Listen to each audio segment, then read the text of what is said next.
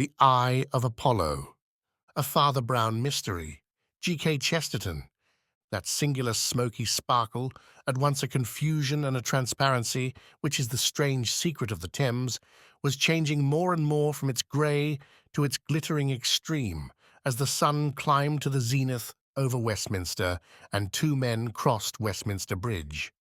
One man was very tall and the other very short. They might even have been fantastically compared to the arrogant clock tower of Parliament and the humbler humped shoulders of the Abbey, for the short man was in clerical dress. The official description of the tall man was Monsieur Hercule Flambeau, private detective, and he was going to his new offices in a new pile of flats facing the Abbey entrance. The official description of the short man was the Reverend J. Brown, attached to St. Francis Xavier's Church, Camberwell, and he was coming from a Camberwell deathbed to see the new offices of his friend. The building was American in its skyscraping altitude, and American also in the oiled elaboration of its machinery of telephones and lifts. But it was barely finished and still understaffed. Only 3 tenants had moved in. The office just above Flambeau was occupied, as also was the office just below him. The 2 floors above that and the 3 floors below were entirely bare. But the first glance at the new tower of flats caught something much more arresting. Save for a few relics of scaffolding, the one glaring object was erected outside the office just above Flambeau's. It was an enormous gilt effigy of the human eye, surrounded with rays of gold, and taking up as much room as 2 or 3 of the office windows. "What on earth is that?" asked Father Brown, and stood still. "Oh, a new religion," said Flambeau, laughing. "One of those new religions that forgive your sins by saying you never had any. Rather like Christian Science, I should think. The fact is that a fellow calling himself Kalon, I don't know what his name is, except that it can't be that, has taken the flat just above me. I have 2 lady typewriters underneath me, and this enthusiastic old humbug on top. He calls himself the new priest of Apollo, and he worships the sun." "Let him look out," said Father Brown. "The sun was the cruelest of all the gods." "But what does that monstrous eye mean?" "As I understand it, it is a theory of theirs," answered Flambeau, "that a man can endure anything if his mind is quite steady.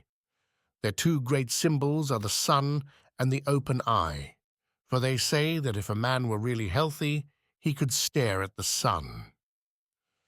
"If a man were really healthy," said Father Brown, "he would not bother to stare at it." "Well, that's all I can tell you about the new religion," went on Flambeau carelessly. "It claims, of course, that it can cure all physical diseases." "Can it cure the one spiritual disease?" asked Father Brown with a serious curiosity. "And what is the one spiritual disease?" asked Flambeau, smiling.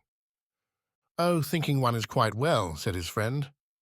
Flambeau was more interested in the quiet little office below him than in the flamboyant temple above. He was a lucid southerner, incapable of conceiving himself as anything but a Catholic or an atheist, and new religions of a bright and pallid sort were not much in his line.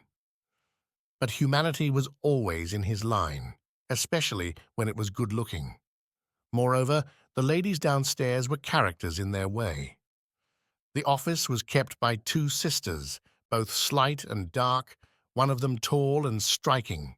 She had a dark, eager and aquiline profile, and was one of those women whom one always thinks of in profile as of the clean-cut edge of some weapon. She seemed to cleave her way through life. She had eyes of startling brilliancy, but it was the brilliancy of steel rather than of diamonds, and her straight, slim figure was a shade too stiff for its grace. Her younger sister was like her shortened shadow, a little greyer, paler, and more insignificant. They both wore a businesslike black with little masculine cuffs and collars. There are thousands of such curt, strenuous ladies in the offices of London, but the interest of these lay rather in their real than their apparent position. For Pauline Stacey, the elder, was actually the heiress of a crest and half a county, as well as great wealth. She had been brought up in castles and gardens before a frigid fierceness, peculiar to the modern woman, had driven her to what she considered a harsher and a higher existence. She had not indeed surrendered her money. In that, there would have been a romantic or monkish abandon quite alien to her masterful utilitarianism. She held her wealth, she would say, for use upon practical social objects. Part of it she had put into her business, the nucleus of a model typewriting emporium. Part of it was distributed in various leagues and causes for the advancement of such work among women. How far Joan, her sister and partner, shared this slightly prosaic idealism, no one could be very sure. But she followed her leader with a dog-like affection, which was somehow more attractive, with its touch of tragedy, than the hard, high spirits of the elder. For Pauline, Stacey had nothing to say to tragedy. She was understood to deny its existence. Her rigid rapidity and cold impatience had amused Flambeau very much on the first occasion of his entering the flats. He had lingered outside the lift in the entrance hall waiting for the lift boy, who generally conducts strangers to the various floors. But this bright-eyed falcon of a girl had openly refused to endure such official delay. She said sharply that she knew all about the lift and was not dependent on boys, or men either. Though her flat was only 3 floors above, she managed in the few seconds of ascent to give Flambeau a great many of her fundamental views in an offhand manner. They were to the general effect that she was a modern working woman and loved modern working machinery. Her bright black eyes blazed with abstract anger against those who rebuke mechanic science and ask for the return of romance. Everyone, she said, ought to be able to manage machines, just as she could manage the lift. She seemed almost to resent the fact of Flambeau opening the lift door for her, and that gentleman went up to his own apartments, smiling with somewhat mingled feelings at the memory of such spitfire self-dependence. She certainly had a temper of a snappy, practical sort. The gestures of her thin, elegant hands were abrupt or even destructive. Once Flambeau entered her office on some typewriting business and found she had just flung a pair of spectacles belonging to her sister into the middle of the floor and stamped on them. She was already in the rapids of an ethical tirade about the sickly medical notions and the morbid admission of weakness implied in such an apparatus.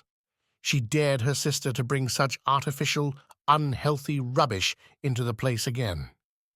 She asked if she was expected to wear wooden legs or false hair or glass eyes, and as she spoke, her eyes sparkled like the terrible crystal.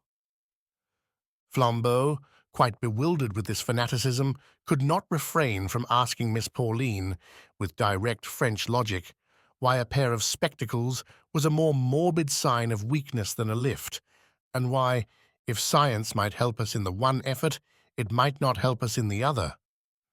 "That is so different," said Pauline Stacey loftily. "Batteries and motors and all those things are marks of the force of man. Yes, Mr. Flambeau, and the force of woman, too. We shall take our turn at these great engines that devour distance and defy time. That is high and splendid, that is really science. But these nasty props and plasters the doctors sell, why, they are just badges of poltroonery. Doctors stick on legs and arms as if we were born cripples and sick slaves. But I was free-born, Mr. Flambeau.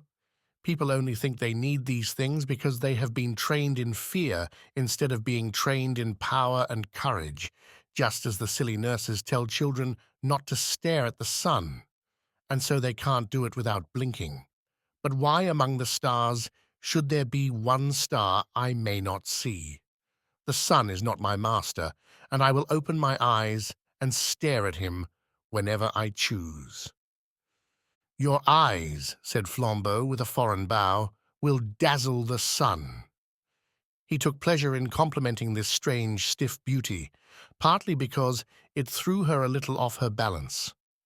But as he went upstairs to his floor, he drew a deep breath and whistled, saying to himself, So she has got into the hands of that conjurer upstairs with his golden eye.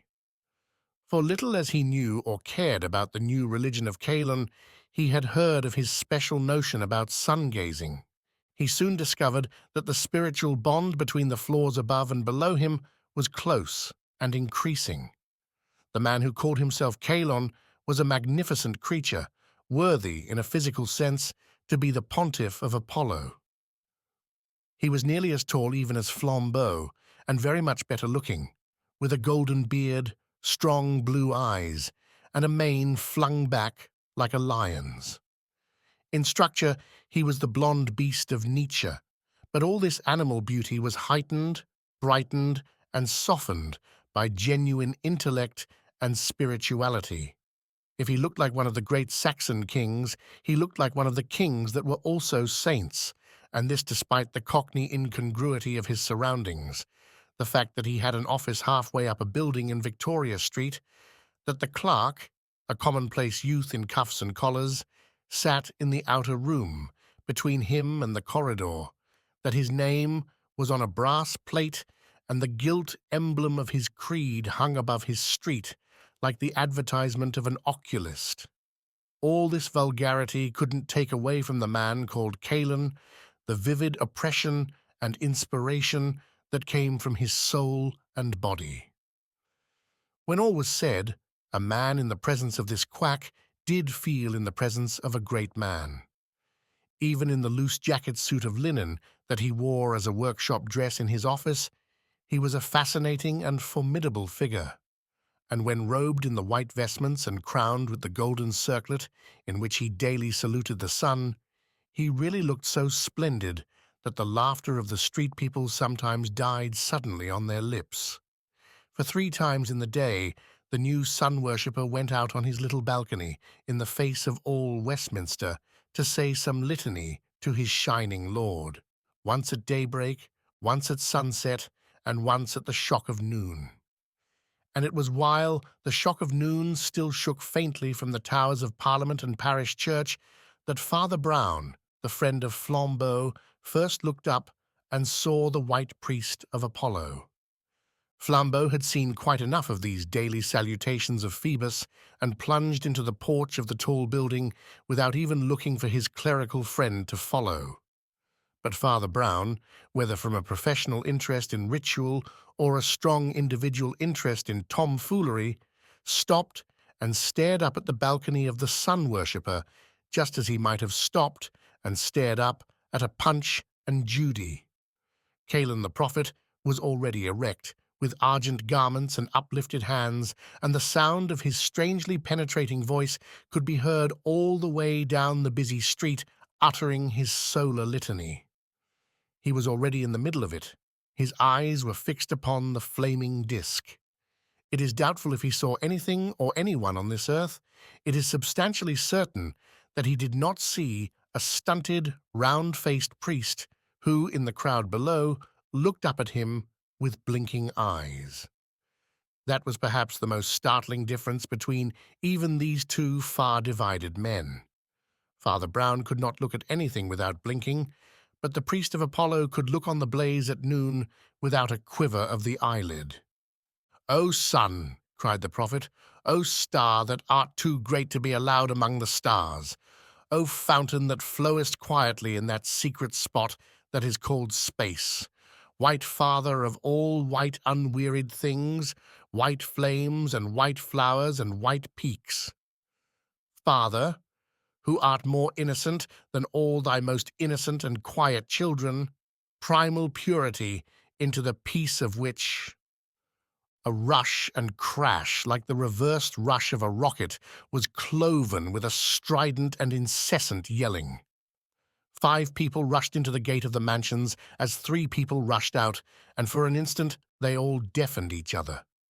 The sense of some utterly abrupt horror seemed for a moment to fill half the street with bad news that was all the worse because no one knew what it was.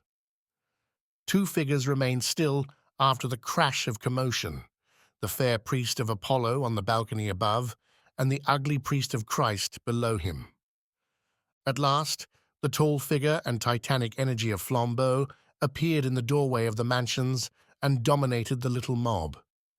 Talking at the top of his voice like a foghorn, he told somebody or anybody to go for a surgeon, and as he turned back into the dark and thronged entrance, his friend Father Brown dipped in insignificantly after him. Even as he ducked and dived through the crowd, he could still hear the magnificent melody and monotony of the solar priest still calling on the happy god who is the friend of fountains and flowers. Father Brown found Flambeau and some 6 other people standing round the enclosed space into which the lift commonly descended. But the lift had not descended. Something else had descended. Something that ought to have come by a lift. For the last 4 minutes, Flambeau had looked down on it, had seen the brained and bleeding figure of that beautiful woman who denied the existence of tragedy. He had never had the slightest doubt that it was Pauline Stacey, and though he had sent for a doctor, he had not the slightest doubt that she was dead. He could not remember for certain whether he had liked her or disliked her. There was so much both to like and dislike. But she had been a person to him, and the unbearable pathos of details and habit stabbed him with all the small daggers of bereavement. He remembered her pretty face and priggish speeches with a sudden secret vividness, which is all the bitterness of death. In an instant, like a bolt from the blue, like a thunderbolt from nowhere, that beautiful and defiant body had been dashed down the open well of the lift to death at the bottom. Was it suicide?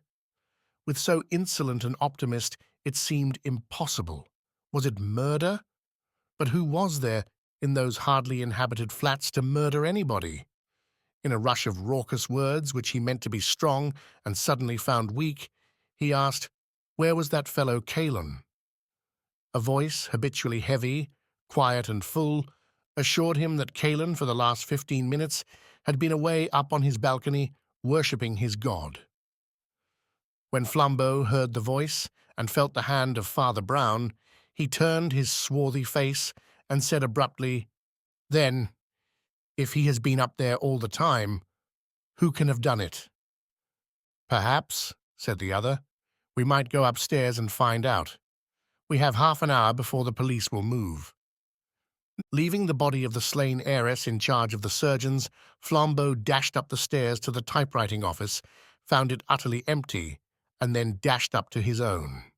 Having entered that, he abruptly returned with a new and white face to his friend. Her sister, he said, with an unpleasant seriousness, her sister seems to have gone out for a walk. Father Brown nodded. Or she may have gone up to the office of that Sun man, he said. If I were you, I should just verify that, and then let us all talk it over in your office. No, he added suddenly, as if remembering something. Shall I ever get over that stupidity of mine? Of course, in their office downstairs.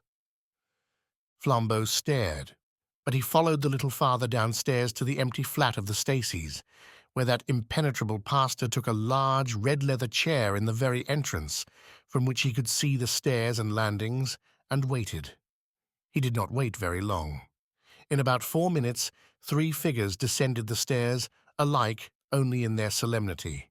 The first was Joan Stacey, the sister of the dead woman. Evidently, she had been upstairs in the temporary temple of Apollo. The second was the priest of Apollo himself, his litany finished, sweeping down the empty stairs in utter magnificence. Something in his white robes, beard and parted hair had the look of Dawes Christ leaving the praetorium. The third was Flambeau, black-browed and somewhat bewildered. Miss Joan Stacey, dark with a drawn face and hair prematurely touched with grey, walked straight to her own desk and set out her papers with a practical flap. The mere action rallied everyone else to sanity. If Miss Joan Stacey was a criminal, she was a cool one. Father Brown regarded her for some time with an odd little smile, and then, without taking his eyes off her, addressed himself to somebody else. Prophet, he said, presumably addressing Kalon, I wish you would tell me a lot about your religion. I shall be proud to do it, said Kalon, inclining his still-crowned head, "but I am not sure that I understand." "Why, it's like this," said Father Brown in his frankly doubtful way. "We are taught that if a man has really bad first principles, that must be partly his fault. But for all that, we can make some difference between a man who insults his quite clear conscience and a man with a conscience more or less clouded with sophistries. Now, do you really think that murder is wrong at all?" "Is this an accusation?" asked Kalon very quietly. "No," answered Brown equally gently. "It is the speech for the defense." In the long and startled stillness of the room, the prophet of Apollo slowly rose, and really it was like the rising of the sun. He filled that room with his light and life in such a manner that a man felt he could as easily have filled Salisbury Plain. His robed form seemed to hang the whole room with classic draperies. His epic gesture seemed to extend it into grander perspectives, till the little black figure of the modern cleric seemed to be a fault and an intrusion, a round, black blot upon some splendor of Hellas. "We meet at last, Caiaphas," said the prophet. "Your church and mine are the only realities on this earth. I adore the sun, and you the darkening of the sun. You are the priest of the dying, and I of the living God.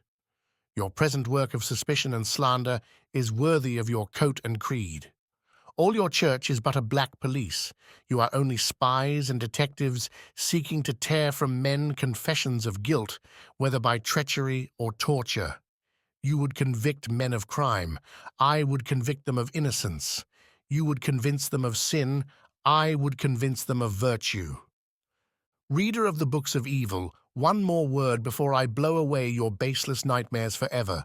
Not even faintly could you understand how little I care whether you can convict me or no. The things you call disgrace and horrible hanging are to me no more than an ogre in a child's toy book to a man once grown up.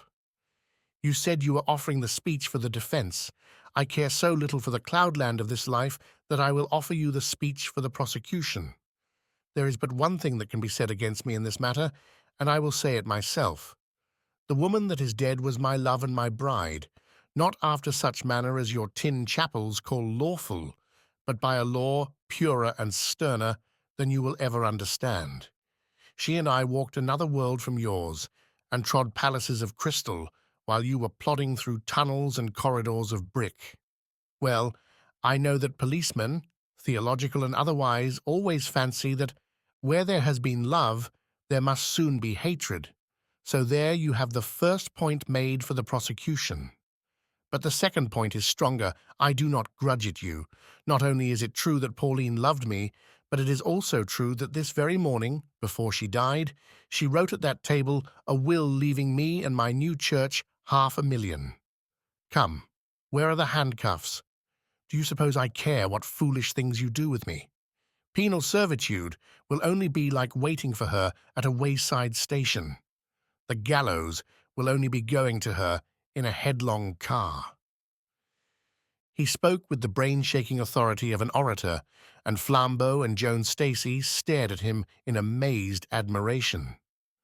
Father Brown's face seemed to express nothing but extreme distress. He looked at the ground with one wrinkle of pain across his forehead. The prophet of the sun leaned easily against the mantelpiece and resumed. "In a few words, I have put before you the whole case against me, the only possible case against me. In fewer words still, I will blow it to pieces, so that not a trace of it remains. As to whether I have committed this crime, the truth is, in one sentence, I could not have committed this crime."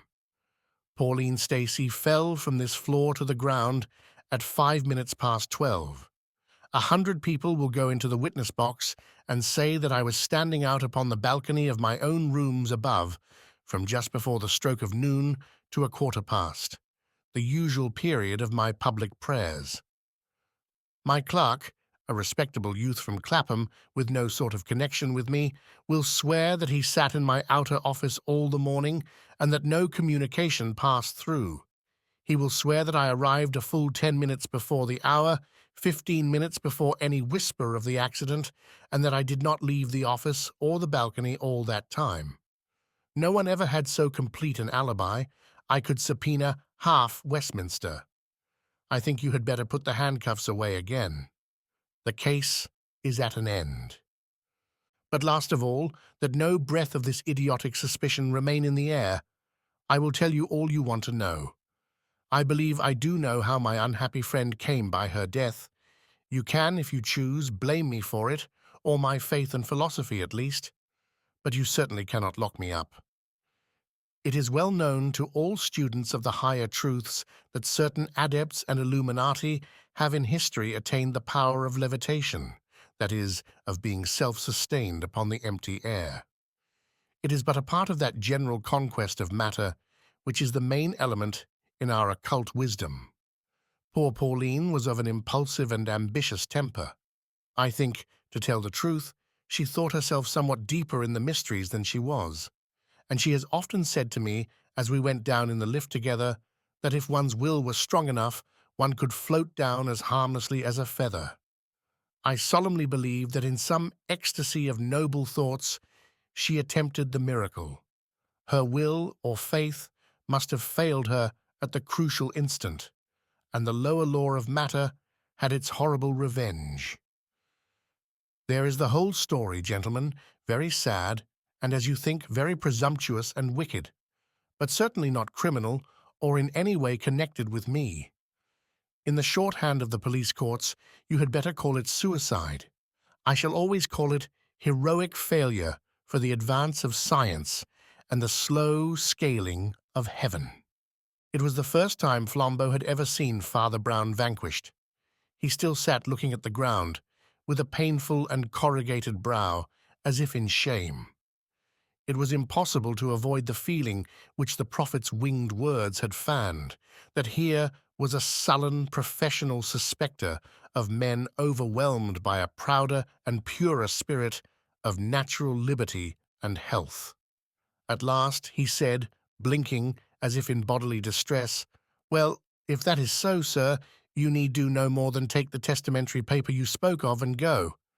I wonder where the poor lady left it." "It will be over there on her desk by the door, I think," said Kalon, with that massive innocence of manner that seemed to acquit him wholly. "She told me specially she would write it this morning, and I actually saw her writing as I went up in the lift to my own room." "Was her door open then?" asked the priest, with his eye on the corner of the matting. "Yes," said Kalon calmly. "Ah, it has been open ever since," said the other, and resumed his silent study of the mat. "There is a paper over here," said the grim Miss Joan, in a somewhat singular voice. She had passed over to her sister's desk by the doorway and was holding a sheet of blue foolscap in her hand. There was a sour smile on her face that seemed unfit for such a scene or occasion, and Flambeau looked at her with a darkening brow. Kalon the prophet stood away from the paper with that loyal unconsciousness that had carried him through. But Flambeau took it out of the lady's hand and read it with the utmost amazement. It did indeed begin in the formal manner of a will, but after the words, "I give and bequeath all of which I die possessed," the writing abruptly stopped with a set of scratches, and there was no trace of the name of any legatee. Flambeau, in wonder, handed this truncated testament to his clerical friend, who glanced at it and silently gave it to the priest of the sun. An instant afterwards, that pontiff, in his splendid sweeping draperies, had crossed the room in 2 great strides and was towering over Joan Stacey, his blue eyes standing from his head. "What monkey tricks have you been playing here?" he cried. "That's not all Pauline wrote." They were startled to hear him speak in quite a new voice, with a Yankee shrillness in it. All his grandeur and good English had fallen from him like a cloak. "That is the only thing on her desk," said Joan, and confronted him steadily with the same smile of evil favor. Of a sudden, the man broke out into blasphemies and cataracts of incredulous words. There was something shocking about the dropping of his mask. It was like a man's real face falling off. "See here," he cried in broad American, when he was breathless with cursing, "I may be an adventurer, but I guess you're a murderess. Yes, gentlemen, here's your death explained, and without any levitation. The poor girl is writing a will in my favor. Her cursed sister comes in, struggles for the pen, drags her to the well, and throws her down before she can finish it. Sakes! I reckon we want the handcuffs after all." "As you have truly remarked," replied Joan with ugly calm, "your clerk is a very respectable young man who knows the nature of an oath, and he will swear in any court that I was up in your office arranging some typewriting work for 5 minutes before and 5 minutes after my sister fell. Mr. Flambeau will tell you that he found me there." There was a silence. "Why, then?" cried Flambeau. "Pauline was alone when she fell, and it was suicide." "She was alone when she fell," said Father Brown, "but it was not suicide." "Then how did she die?" asked Flambeau impatiently. "She was murdered." "But she was alone," objected the detective. "She was murdered when she was all alone," answered the priest. All the rest stared at him, but he remained sitting in the same old dejected attitude, with a wrinkle in his round forehead and an appearance of impersonal shame and sorrow. His voice was colorless and sad. "What I want to know," cried Kalon with an oath, "is when the police are coming for this bloody and wicked sister. She's killed her flesh and blood. She's robbed me of $500,000 that was just as sacredly mine as—" "Come, come, prophet," interrupted Flambeau with a kind of sneer. "Remember that all this world is a cloudland." The Hierophant of the sun god made an effort to climb back on his pedestal. "It is not the mere money," he cried, "though that would equip the cause throughout the world. It is also my beloved one's wishes. To Pauline, all this was holy. In Pauline's eyes—" Father Brown suddenly sprang erect, so that his chair fell over flat behind him. He was deathly pale, yet he seemed fired with a hope. His eyes shone. "That's it!" he cried in a clear voice. "That's the way to begin. In Pauline's eyes—" The tall prophet retreated before the tiny priest in an almost mad disorder. "What do you mean? How dare you?" he cried repeatedly. "In Pauline's eyes," repeated the priest, his own shining more and more. "Go on, in God's name, go on. The foulest crime the fiends ever prompted feels lighter after confession, and I implore you to confess. Go on, in Pauline's eyes."